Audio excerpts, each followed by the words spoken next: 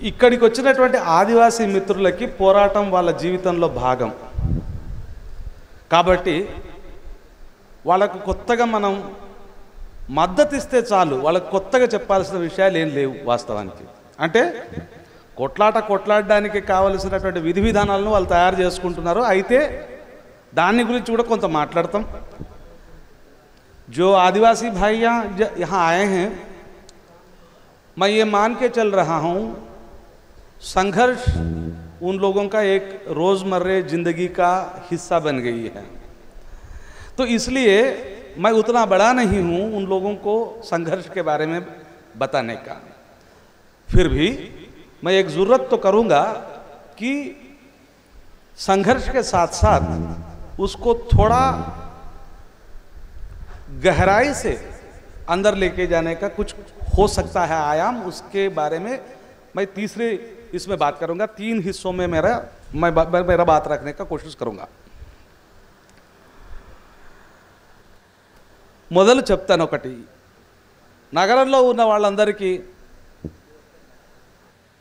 మనం మొట్టమొదలు చేయవలసిన ఒకే ఒక్క పని, ఇది ఎంత ఎప్పుడవుతుంది ఎట్లా అవుతుంది ఇదంతా పక్కకు పెట్టండి. ఈ దేశంలో అతిపెద్ద సమస్య ఏంటంటే ఆదివాసులు అడవి రెండు వేరు డిపార్ట్మెంట్స్ అని ప్రభుత్వం భావిస్తుంది. This is how the state looks at things. ఒక ఇంటిగ్రేటెడ్ హోల్గా అర్థం చేసుకునే మనుషులుగా మనమందరం ఒక ప్రధాన డిమాండ్ మనం మొదలు పెట్టాల్సింది ఏంటంటే ఈ రెండుటి కలిపి చూసేటటువంటి ఒకటి తీసుకురావాలి. ఈ మొట్టమొదలు ఈ 2 డిపార్ట్మెంట్స్ యొక్క ఆరిజిన్లో ఉన్నటువంటి దుర్మార్గాన్ని తీసేసి వాటి ఒక దగ్గరికి తీసుకురావాల్సిన అవసరం ఒక మొట్టమొదటి నాగరికమైన డిమాండ్గా చేయాల్సిన అవసరం మన దగ్గర ఉంది. ఎందుకంటే ఈ దేశంలో మొట్టమొదటి పోరాటాలు అంటే వలసవాదానికి వ్యతిరేకంగా చేసిన అతిపెద్ద పోరాటాలు మొదలైంది ఆదివాసీ ప్రాంతాల్లో. చోటా నాగ్పూర్లో ఇంకో దగ్గర ఆదివాసీ పోరాటాలే 1857 కంటే ముందు జరిగిన పోరాటాలు. అడవి మీద హక్కుల కోసం వలసవాది తయారు చేసినటువంటి చట్టాల్లో భాగంగా అటవీ డిపార్ట్మెంట్ స్టార్ట్ అవుతుంది. సో ఫారెస్ట్ ఒక రిసోర్స్గా చూస్తూ అక్కడ ఉండే మనుషులతో పని లేనటువంటి ఒక డిపార్ట్మెంట్ తయారవుతుంది. అదే స్వతంత్రం తర్వాత కూడా కంటిన్యూ అవుతుంది. అందుకనే మనకు 2 డిపార్ట్మెంట్స్ కనిపిస్తాయి. ఒకటి department of tribal welfare, department of forest. మిత్రులారా 70 ఏళ్ళు అయ్యింది, 75 ఏళ్ళు అయ్యింది. మొదలుగా నేనేమంటున్నానంటే let us start tune our self from now that ఈ రెండిటిని ఇంటిగ్రేట్ చేసి ఒకటే డిపార్ట్మెంట్ కిందికి చేసి దాన్ని విభాగాలుగా చేసి చూడాల్సిన డిమాండ్ను భారత రాజ్యం పైన మనం పెట్టాల్సిన అవసరం ఉంది. ఎందుకంటే భారత రాజ్యానికి కూడా అంటే భారత రాజ్యం అంటే స్టేట్స్ కూడా వీళ్ళకి ఇప్పటికీ ఫారెస్ట్ ఇస్ ఎ రిసోర్స్. అత్యంత విచిత్రం, మనుషులు కూడా రిసోర్స్ కదా, హ్యూమన్ రిసోర్స్ అనే కదా అంటుంది. మరి వాళ్ళ విషయంలో ఎందుకు వాళ్ళని రిసోర్స్ఫుల్గా చూడట్లేదు? బహుశా వాళ్ళను రిసోర్స్గా చూడడం మొదలు పెడితే ఒక కొత్త సింబయాటిక్ రిలేషన్షిప్ని మనం డెవలప్ చేయాల్సి వస్తుంది. అడవికి మనిషికి మధ్య ఉన్నటువంటి రిలేషన్ను కంప్లీట్గా గుర్తించాల్సి వస్తుంది. బహుశా అడవికి జంతువుకి మనిషికి మధ్య ఉన్నటువంటి ఆ డీపర్ రిలేషన్ని గుర్తిస్తే నాగరికులకు చాలామందికి సమస్య రావచ్చు.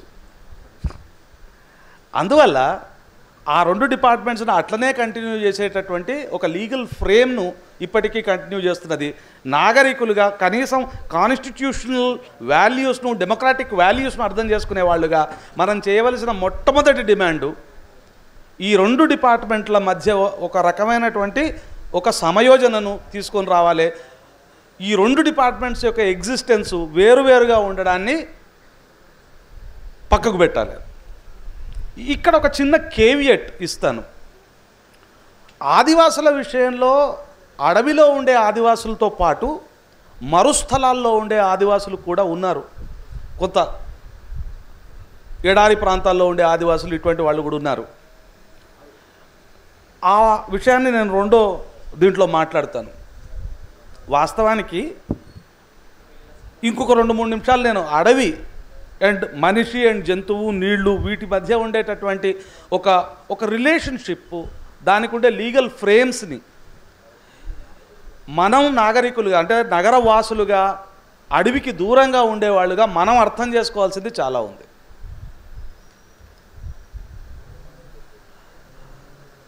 అసలు ఫారెస్ట్ పాలసీ కానీ, ఫారెస్ట్ యాక్ట్ కానీ ఈ రోజున్న పరిస్థితుల్లో అడవిలో ఉన్నటువంటి మనిషిని పక్కకు పెట్టడానికి కావలసినటువంటి అన్ని పిఓఏ, అన్ని ప్రోగ్రామ్ ఆఫ్ యాక్షన్స్ని కలిగి ఉంది. అందువల్లనే నేనేమంటున్నానంటే, మనిషిని జంతువును పక్కకు పెట్టి, లేకుంటే జంతువును ముందుకు తీసుకొచ్చి మనిషిని నెట్టేసేటటువంటి అటవీ చట్టాలకు సంబంధించిన లెగసీని మనం ప్రశ్నించాల్సిన అవసరం ఉంది. ఇది ఒక ప్రధానమైనటువంటి ప్రోగ్రాం. అందుకని మన నగరాల్లో ఉన్న, ఇంకో దగ్గర ఉన్న, దయచేసి రోజున కనీసం వారంలో కనీసం ఒక 15 నుంచి 20 నిమిషాలు వారంలో అటవీ చట్టాలు ఏం మాట్లాడుతున్నాయి, అటవీ విధానాలు ఏం మాట్లాడుతున్నాయి అన్న విషయాన్ని కనీసం వారంలో 15 నుంచి 20 నిమిషాలు చూడ్డం నేర్చుకుందాం. మొట్టమొదటి పంతులేలకు, పాటగాళ్లకు ఒక లక్షణం ఉంటుంది. కొంచెం మూడు తయారవ్వంది పాటగాడు పాట పాడలేడు. పంతులేల పరిస్థితి కూడా అంతే. వాళ్ళు దాన్ని మేము దాన్ని సిస్టమటైజ్ చేసే పని చేస్తూ ఉంటాం పంతులేయలు. దాంట్లో భాగంగా నేను చెప్పేది ఏమంటే, 1, the forest and tribal department అనేటటువంటి ఆ రెండిటి వేరువేరు ఎంటిటీస్గా మార్చిన దాన్ని పక్కకు పెట్టి ఆ రెండింటిని సమయోజన చేసేటటువంటి డిమాండ్ ఒకటి పెట్టాలి. తర్వాత ఇటు ఫారెస్ట్ డిపార్ట్మెంటు, అటు ట్రైబల్ డిపార్ట్మెంటు, ఈ రెండు డిపార్ట్మెంట్లు అసలు ఏం చేస్తున్నాయి అన్న విషయాన్ని కనీసం వారానికి ఒక 15 నుంచి 20 నిమిషాలు ఆ వెబ్సైట్స్కి వెళ్ళి చూడడం అనేటటువంటిదన్న మొదలుపెట్టు. ఎందుకంటే ఇంతకుముందే నేను చెప్పాను, forest act, forest policy as well as forest acts of 1980s and the amendments therein, ఇవి చాలా చాలా సిస్టమేటిక్గా వనరులని పూర్తిగా కార్పొరేట్ శక్తులకు కట్టబెట్టడానికి కావలసినటువంటి రోడ్ మ్యాప్స్ వేసుకుంటూ వెళ్తుంటాయి. వాటిని గుర్తుపట్టడం మామూలు మనిషికి కష్టం అవుతుంది, గ్రౌండ్ లెవెల్లో ఉన్న వాళ్ళకి దాని అనుభవంలోకి వస్తూ ఉంటుంది. అయితే వీటిని నిరంతరం గమనిస్తుంటే తప్ప మనం ప్రశ్నించడానికి కావలసిన సామర్థ్యాన్ని పెంపొందించుకోలేము. ఇక నేను రెండో విషయానికి వస్తాను. ఇది కొంచెం లోతైన విషయం. మూలవాసులనండి, ఆదివాసులనండి, డిఫికల్ట్ టెరైన్స్లో బతుకుతున్న ప్రజలనండి, వీళ్ళు ప్రధానంగా ఆవరణ వ్యవస్థ అంటే ఎన్విరాన్మెంట్ను ఎట్లా చూసుకోవాలని తెలిసిన మనుషులు. అర్బన్ ఏరియాల్లో ఉండే మనం అందరికీ ఎన్విరాన్మెంట్ గురించి విపరీతమైనటువంటి కోరికలు ఉంటాయి. ఆకుపచ్చదనాన్ని చూడగానే మనం రొమాంటిక్ అయిపోతాం. కానీ బతుకుతున్న వాళ్ళు ఆల్రెడీ ఉన్నారు. భారతదేశపు విధానాల ప్రకారంగానే, భారతదేశపు ప్రభుత్వ విధానాల ప్రకారంగానే 33% అడవి ఉండాలి. దీంట్లో చాలా దుర్మార్గమైన వ్యవహారాలు ఉన్నాయి. మామూలుగా 12 చెట్లు నాటి దాన్ని అడవి అంటారు. National institute of forest research వాళ్ళు చెప్పే పద్ధతి ప్రకారం అయితే చెట్టు పైన, చెట్టు కింద, చెట్టు చుట్టూ, చెట్టు కింద, చెట్టు లోపట అంటే వేర్ల కూటమి, ఈ మొత్తాన్ని చూస్తేనే చెట్టును చూసినట్టు లెక్క. అంటే చెట్టు అంటే ఒక జీవావరణ వ్యవస్థ. అందువల్ల 33% అడవి పెంచుకోవాలనే కోరికనే ఉంటే అడవి గురించి బాగా తెలిసినటువంటి మనుషులు బతకాల్సిన అవసరం కూడా తీవ్రంగా ఉంది. ఒకవేళ మనం పచ్చని చెట్ల గురించి పాటలు పాడుతూ కొంచెం పచ్చని చెట్టు చూస్తే సంతోషంగా ఉంటుంది అనుకున్న ప్రతి ఒక్కరం కనీసం ఇప్పటి నుంచి చేయవలసిన పని ఏంటంటే 33% అడవి ఉండాలని అనుకుంటే మరి 33% గురించి తెలిసిన మనిషి బతకాలనా లేదా? ఇది చాలా ముఖ్యమైన ప్రశ్న. ఎందుకంటే నగరంలోకి వస్తే నాగరికుడిలాగా బతకాల్సి వస్తుంది, తప్పదు. మరి అడవి వైపు వెళ్తే మనం ఎట్లా బతకాలన్న విషయాన్ని చెప్పవలసిన వాళ్ళు ఎవరు? ఆల్రెడీ నాలెడ్జ్ ఉన్న మనుషులు ఉన్నారు కదా, జ్ఞానులు ఉన్నారు కదా, వాళ్ళ జ్ఞానం ఉంది. మనం చాలాసార్లు తెలుసో తెలియకనో అమాయక గిరిజనులు అని మాట వాడేస్తుంటాం. సరే, అట్లా అనడానికి కారణం ఏంటంటే మన ఉద్యమ అవసరాలు అవి ఇవి మనకేంటంటే వాళ్ళు మోర్ వల్నరబుల్ అనే ఇంగ్లీష్ మాటను చెప్పడం కోసం, వాళ్ళు పీడితులు అన్న మాట చెప్పడం కోసం మనం ఆ పీడితులు అని కాకుండా వాళ్ళని అమాయకులు అనే ఒక దీంట్లో వాడుతుంటాం. కాదు, వాస్తవానికి వాళ్ళు అమాయకులు గారు, వాళ్ళ జ్ఞానులు. ఈ రకమైనటువంటి జ్ఞాన సంపద కలిగినటువంటి మనుషుల్ని, వాళ్ళను మనం ఆదివాసీలు అనుకున్నప్పుడు వాళ్ళ జ్ఞాన సంపదను మనం గుర్తిస్తున్నామా?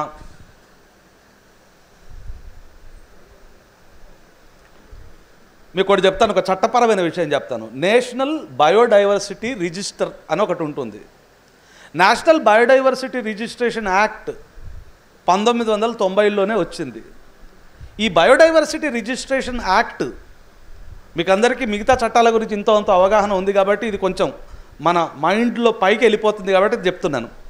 నేషనల్ బయోడైవర్సిటీ రిజిస్ట్రేషన్ యాక్ట్ ప్రకారంగా స్థానిక పంచాయతీలు వాళ్ళ దగ్గర ఉన్న టోటల్ బయోడైవర్సిటీని రికార్డ్ చేసి పెట్టుకోవచ్చు. బయోడైవర్సిటీని రికార్డ్ చేసి పెట్టుకోవడం అంటే అక్కడ ఉండే జెనెటిక్ ప్రాపర్టీ, అక్కడ ఉండేటటువంటి జెనెటిక్ డైవర్సిటీని మొత్తంగా కూడా రిజిస్టర్ చేస్తున్నట్టే లెక్క.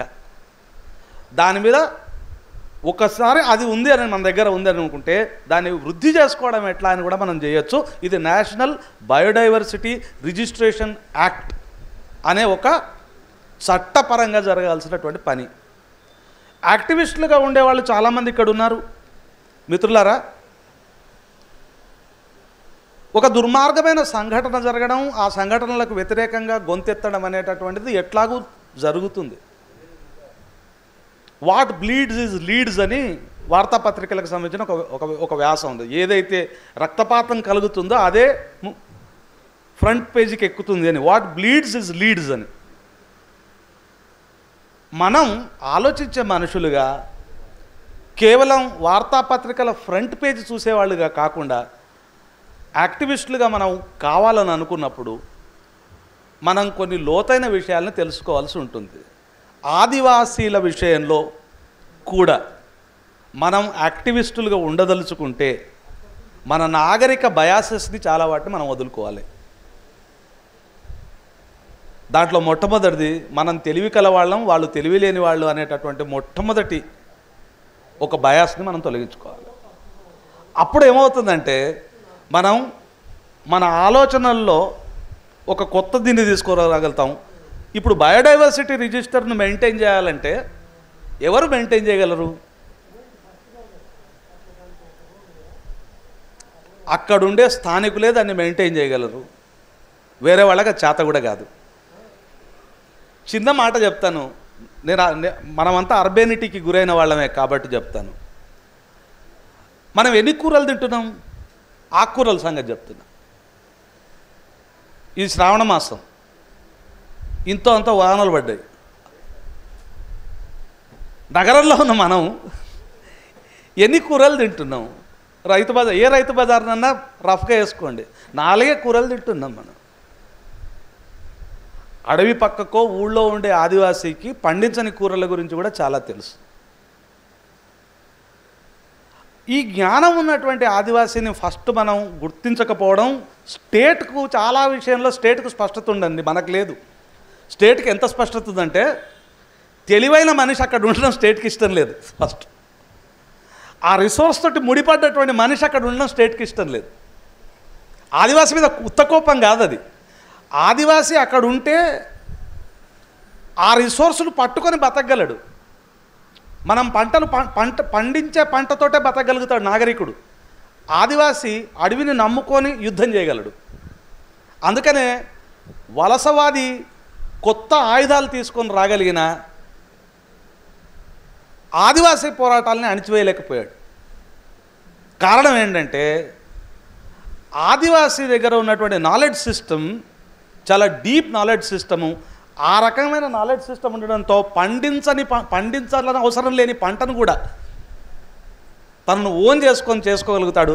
కాబట్టి యుద్ధం చేసే సామర్థ్యం చాలా లోతుగా ఉన్న ఒక మనిషి అక్కడ ఉన్నాడు కాబట్టి ఆ మనిషిని తీసేయాలన్న ప్రయత్నం జరుగుతాం.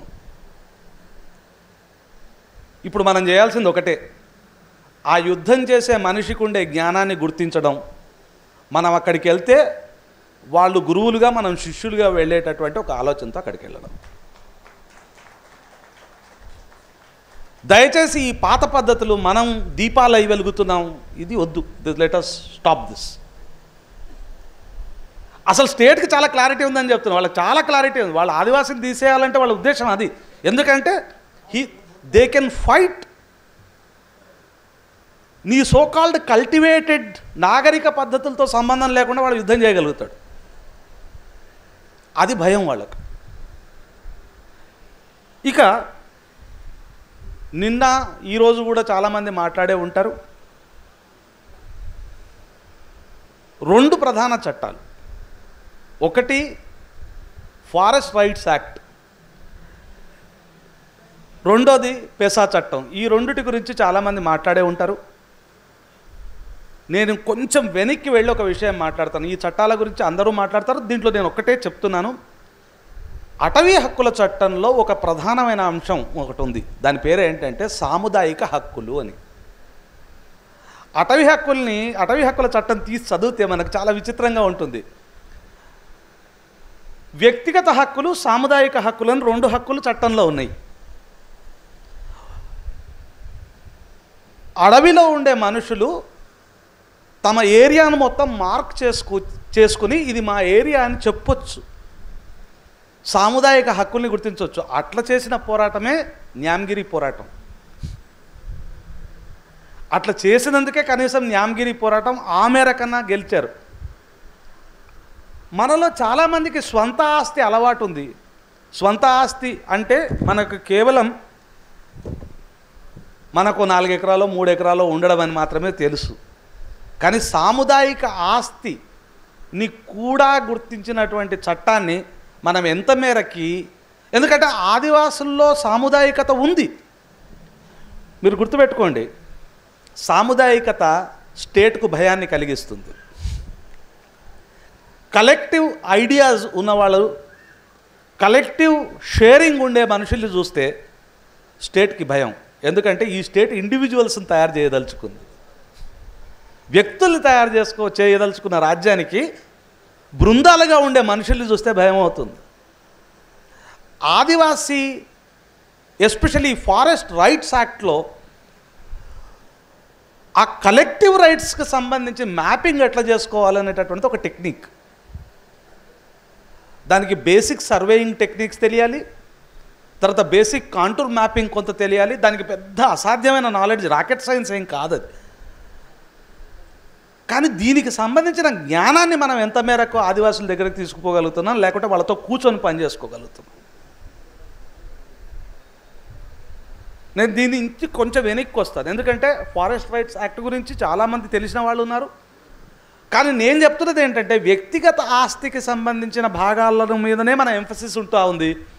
కలెక్టివ్ ప్రాపర్టీ గురించి వాళ్ళు మాట్లాడుతున్నటువంటి దాని మీద మన ఎంఫసిస్ లేదు, లేక మన అవగాహన లేకుండా పోయింది. ఎందుకంటే ఆ కలెక్టివ్ ఏరియాను తయారు చేసుకోవడం, కొన్నిసార్లు 1000 ఎకరాల అడవి ప్రాంతం అంతా కలెక్టివ్ ప్రాపర్టీ కిందకి మారుతుంది.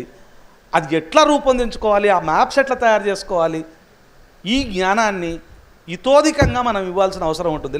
మిత్రులారా, ఇక్కడ గుర్తుపెట్టుకోండి, ఇవన్నీ సమస్యతో కూడిన పనులే. సమస్య లేకుండా పనులు ఏమన్నా అయినాయా? ఇప్పుడు నేను చెప్పే వెనక్కి వెళ్ళి మాట్లాడే విషయానికి వస్తాను. మనం అందరం భారతదేశం అంటే ఫెడరేషన్ అని అనుకుంటాం.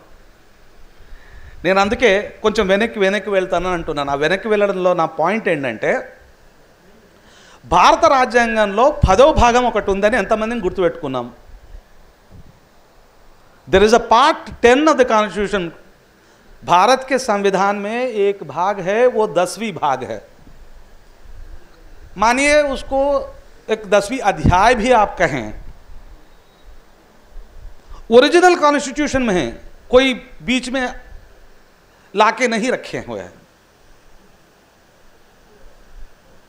ఎంతమందికి ఇక్కడ కూర్చున్న వాళ్ళలో ఆదివాసులు కానటువంటి వాళ్ళకి ఎంతమందికి ఈ 10 ఉందన్న విషయం తెలుసు? మిత్రులారా, భాగం 10 భారతదేశపు ఫెడరల్ వ్యవస్థకు సంబంధించిన అతి కీలకమైనటువంటి ఆర్టికల్స్లో ఒకటి, భాగాల్లో ఒకటి. ఫెడరేషన్ అంటే మనం వెంటనే పోయి షెడ్యూల్ నెంబర్ 7లోకి వచ్చి list of state list, centre list, concurrent list ఇక్కడికి వచ్చి ఆగిపోతాం. నిజమైన ఇదేంటంటే 10వ భాగంలో షెడ్యూల్ 5, షెడ్యూల్ 6 అనే 2 విషయాలు మాట్లాడి ఆదివాసులకు ప్రత్యేకమైనటువంటి హక్కులు ఉంటాయి అని 1949-50 రాజ్యాంగం పూచిపడింది, గుర్తుపెట్టుకోండి. సో ఆదివాసుల హక్కుల్ని గురించి మనం మాట్లాడుతున్నామంటే పార్ట్ 10 పట్టుకొని మాట్లాడుతున్నట్టు లెక్క. నేను పొలిటికల్ సైన్స్ క్లాసెస్ చెప్తున్నప్పుడు నా పిల్లలకి urban India, rural India and tribal India అని చెప్తా. వెంటనే క్లాస్ రూమ్లో హల్చల్ మొదలవుతుంది. నువ్వు 2 అంటే మాకు అర్థమైంది, 3వది ఏందని మొదలు పెడతారు. నువ్వు బాగుంది urban India, rural India, we can understand, why are you bringing this అని మొదలు పెడతారు. తీయండి రా బాబు, కాన్స్టిట్యూషన్ తీయండి, తీసి పార్ట్ 10 తీయండి అని చెప్తాను నేను. Oh is it so, is it there? Yes, it is there. Indian federalism అని మనం మాట్లాడుతున్నప్పుడు మనం మరిచిపోతున్నటువంటి ఈ 10వ భాగాన్ని జాగ్రత్తగా గుర్తుపెట్టుకొని దీన్ని పరిసార్లు చూసి పరిసార్లు మాట్లాడాల్సిన అవసరం మన ముందర ఉంది. నగరాల్లో ఉండేవాళ్ళుగా, రాజ్యాంగపు భాష అర్థమైన వాళ్ళుగా, కోర్టుల ప్రవర్తన అర్థమైన వాళ్ళుగా మనం ఈ డిమాండ్ను రూపాల్లో చేయాల్సి ఉంటుంది. పాపం వాళ్ళు సిలింగేరు ఉద్యమం పేరిట, వాళ్ళు పత్తల్గడి ఉద్యమం పేరిట వాళ్ళు చేస్తున్నది నిజంగా ఏది అన్కాన్స్టిట్యూషనల్ కాదు. They are just demanding their federal right, అంతే. సమాఖ్య ప్రభుత్వంలో సమాఖ్య హక్కులు అడుగుతున్నారు వాళ్ళు. అందుకని ఆదివాసీ హక్కులు భారత సమాఖ్య విధానానికి సంబంధించిన అతి కీలకమైన హక్కులు అన్న విషయాన్ని మనం మర్చిపోవద్దు. ఎప్పుడు గుర్తుపెట్టుకోండి, సమాఖ్య విధానం అని మాట్లాడినప్పుడు భారతదేశంలో ఆదివాసిని మర్చిపోయి మనం మాట్లాడుతున్నాం. అది బయటికి తీసుకొని వచ్చి ఆదివాసుల విషయం భారతదేశపు సమాఖ్యకు సంబంధించిన అతి ముఖ్యమైన విషయం అన్న విషయాన్ని గుర్తుపెట్టుకోండి. Part 10 is there in the constitution originally. కొత్తగా ఎవరు తీసుకురాలేదు.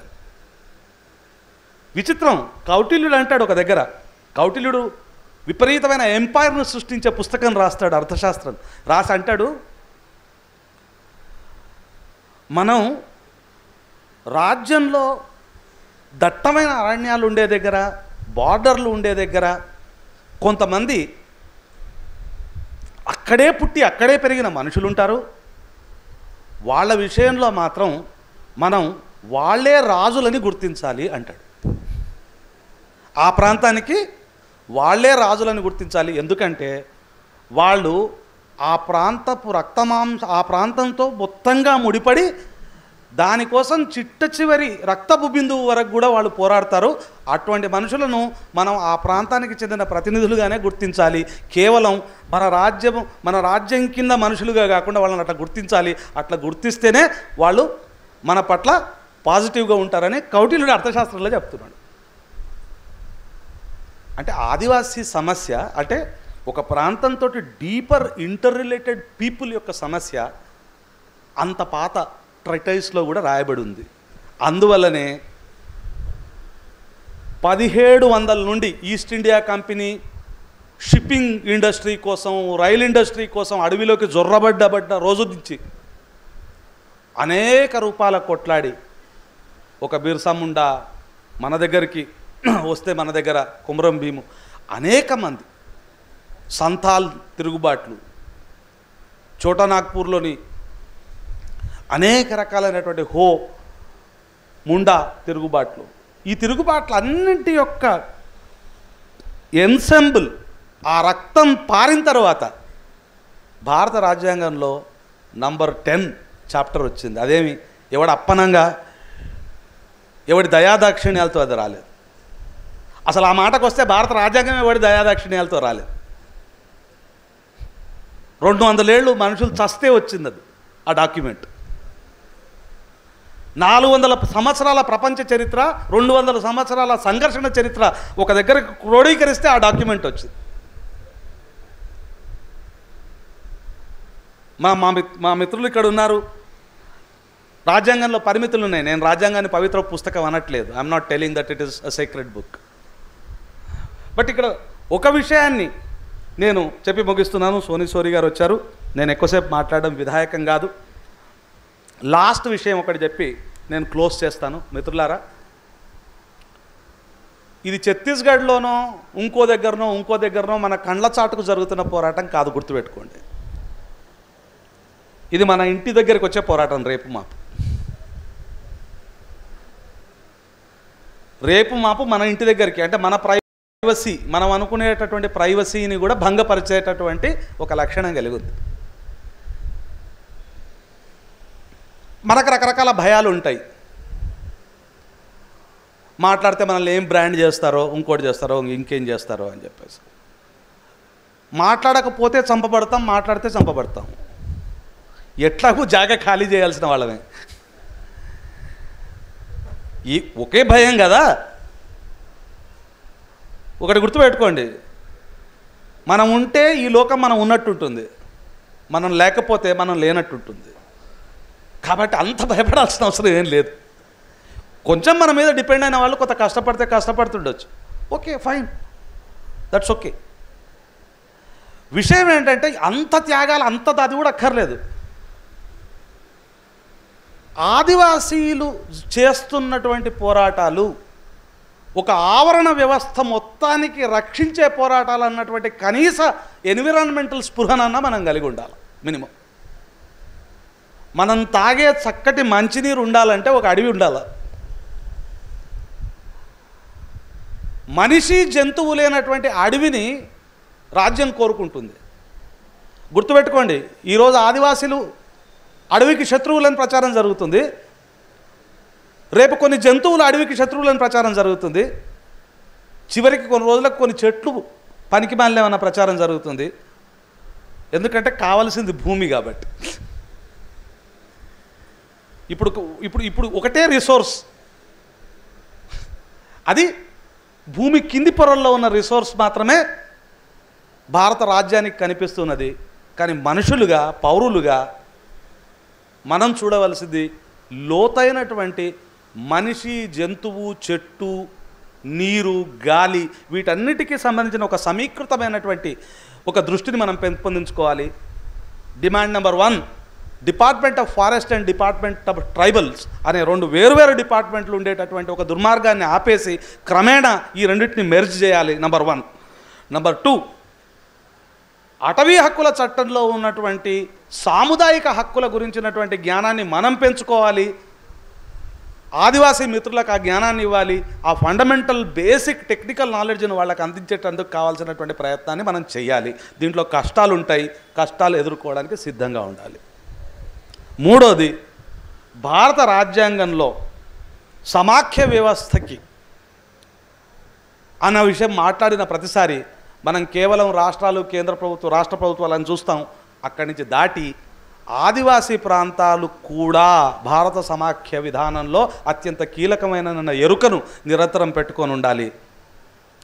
నేను రోజు రామాయణం చదువుకునేవాడిని కాబట్టి నేను ఏమనుకుంటానంటే, ఇప్పుడు రాజ్యం చేస్తున్న వాడికి రాముడితో కూడా సంబంధం లేదు. వాళ్ళ రాముడు వేరు. నాకు ఏ రాముడు ఇష్టం అంటే, గుహుడు అడుగుతాడు, నీకేమేం కావాలి చెప్పు, నాకు అర్థమైంది, నీవు వెళ్ళగొట్టబడవలసిన వాడివి కాదు, కానీ నువ్వు వెళ్ళగొట్టబడ్డావు, ఏం కావాలి అని అడుగుతాడు. చాలా క్రిప్టిక్ సంభాషణ జరుగుతుంది. నాకేం అక్కర్లేదు, నేను వెళ్తాను, నాకేం అభ్యంతరం లేదు, నేను వెళ్తాను అంటే, నేను ఏదైనా చేయగలను, కానీ నీ మనసులో ఇట్లుంది కాబట్టి సరే అని అంటాడు. ఇది ఇట్లాంటి రాముడు. రెండోసారి భరతుడు ఎత్తుక్కుంటూ వస్తాడు రాముడిని అయోధ్యకాండలో. వెతుక్కుంటూ వచ్చిన తర్వాత మళ్ళీ గుహుడి దగ్గరికి వస్తాడు. ఈ మొత్తం ఈ టీం టామ్ విపరీతమైన సైన్యం వ్యవహారం అంతా చూసి దూరం నుంచి చూసి అంటాడు, గంగ దాటడానికి వీలు లేకుండా మొట్టమొదలు మీరందరూ మన వాళ్ళందరూ ఈ సైన్యం గంగ దాటకుండా ఉండడానికి కావాల్సిన ప్రయత్నం అంతా చేసి ముందు నిలబడండి, నేను ముందు పోయి మాట్లాడి వస్తానంటాడు. వచ్చి ఏంటి పరిస్థితి తమ్ముడు, ఏంటి వచ్చావు రాజా, కథ ఏంటి అని అడుగుతాడు అన్నమాట. అడిగితే అంటాడు, భరతుడు కూడా తెలివైనవాడు, అంటాడు, మీ అనుమానం నాకు అర్థమైంది, నేను అన్నతో కొట్లాడడానికి వెళ్ళట్లేదు అంటాడు.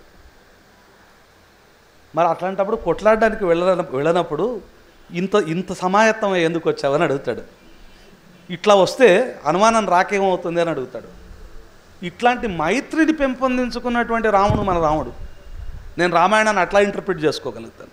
కాబట్టి ఏది ఏమైనా ఈ రామాయణ గోల పక్కకు పెడితే మిత్రులారా, ఆదివాసీల విషయంలో ఇది మన ఇంటి ముందరికి వచ్చే పోరాటం అన్న విషయాన్ని కూడా మర్చిపోకండి. మనం ఇట్లనే అజాగ్రత్తగా ఉంటే మనం సేఫ్ కాదు, వీఆర్ నాట్ సేఫ్. ఈ విషయాన్ని గుర్తుపెట్టుకోండి. ఈ 4 మాటలు మాట్లాడేటందుకు నాకు అవకాశాన్ని ఇచ్చినటువంటి వేదిక వాళ్ళకి, మిత్రులకి, డాక్టర్ లక్ష్మణ్ గారికి, నింపాదిగా ఉన్న పోరాట యోధుడు రఘుకి, మిగతా మిత్రులందరికీ జోహార్ తెలియజేస్తూ సెలవు తీసుకుంటున్నాను. థ్యాంక్